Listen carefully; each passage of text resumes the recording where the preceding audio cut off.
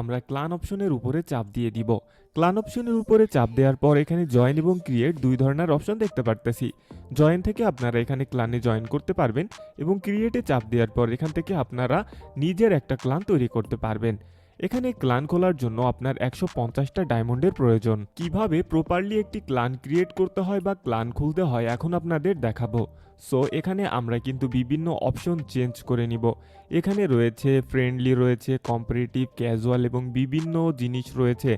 আপনারা এখানে যে কোনো একটা সিলেক্ট করে দিতে পারেন।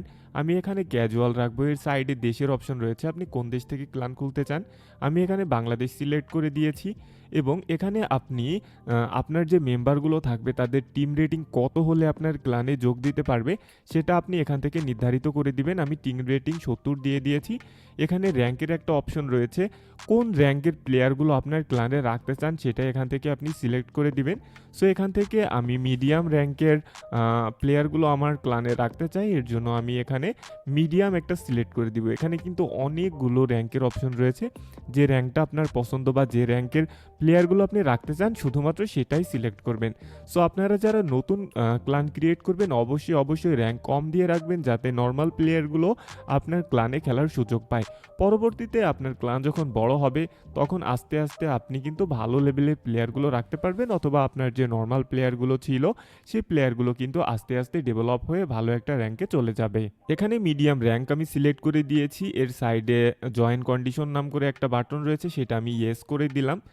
উপরে কিন্তু ইনভাইট অনলির একটা অপশন রয়েছে, সেটাও আপনারা কিন্তু চেঞ্জ করতে পারেন। এখন ক্লানের জন্য আমার সুন্দর একটা লোগো প্রয়োজন। এর জন্য লোগোর সাইডে যে কলমের মতো চিহ্ন রয়েছে এটার উপরে আমরা চাপ দিব। চাপ দেওয়ার পর এখান থেকে আমরা আমাদের পছন্দ মতো একটা লোগো তৈরি করে নিব। সো এখানে কিন্তু বিভিন্ন শেপের লোগো রয়েছে, সো আমরা এখান থেকে শেপটাকে একটু চেঞ্জ করে নিব। তাছাড়া এখানে আরও বেশ কিছু অপশন রয়েছে, যে অপশনগুলো থেকে আমরা কিন্তু এখান থেকে আমাদের ক্লানের যে লোগোটা বা ক্লানের যে ব্যাজটা, এই ব্যাজটা কিন্তু এখান থেকে আমরা সিলেক্ট করে নিব। সো এখানে দেখতে পারতেছেন আমরা লোগো বা ব্যাজ যেটাই চেঞ্জ করতেছি এখান থেকে চেঞ্জ হচ্ছে। আমরা এখান থেকে আমাদের মনের মতো করে একটা ব্যাজ এখান থেকে সিলেক্ট করে নিব। নিচে রয়েছে কালার অপশন, এখান থেকে আপনারা কিন্তু বিভিন্ন কালার সিলেক্ট করতে পারবেন। আপনাদের যে কালারটা ভালো লাগে সেই কালার এখান থেকে আপনারা সিলেক্ট করে আপনাদের মনের মতো করে একটা লোগো কিন্তু আপনারা এখানে বানাইতে পারবেন। সো আমি এখানে আমার মনের মতো একটা লোগো বানানোর চেষ্টা করতেছি।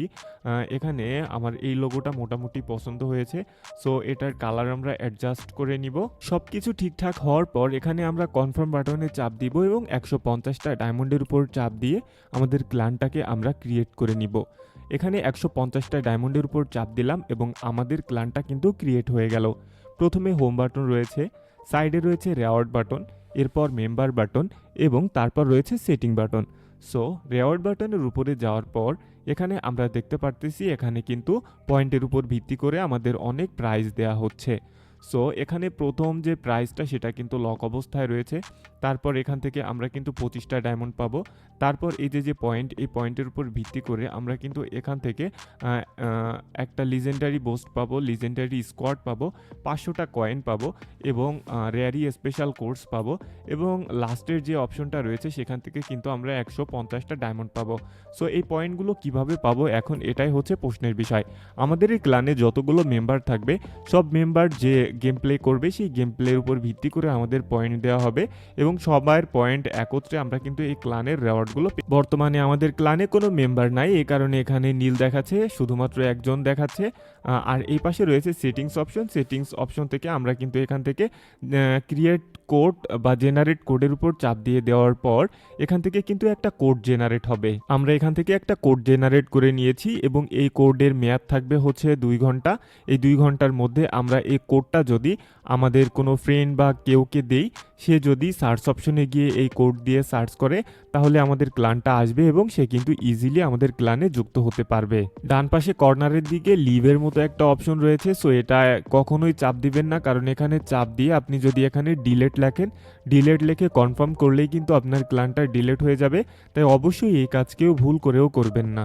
নেক্সট ভিডিওতে আমরা ডিএলএস এর স্টেডিয়াম নিয়ে আলোচনা করব, তাই অবশ্যই আমাদের চ্যানেলটি সাবস্ক্রাইব করুন এবং আজকের ভিডিওর মাধ্যমে কোনো প্রকার উপকার হলে অবশ্যই ভিডিওতে একটা লাইক করুন, শেয়ার করুন আপনার বন্ধুদের সাথে।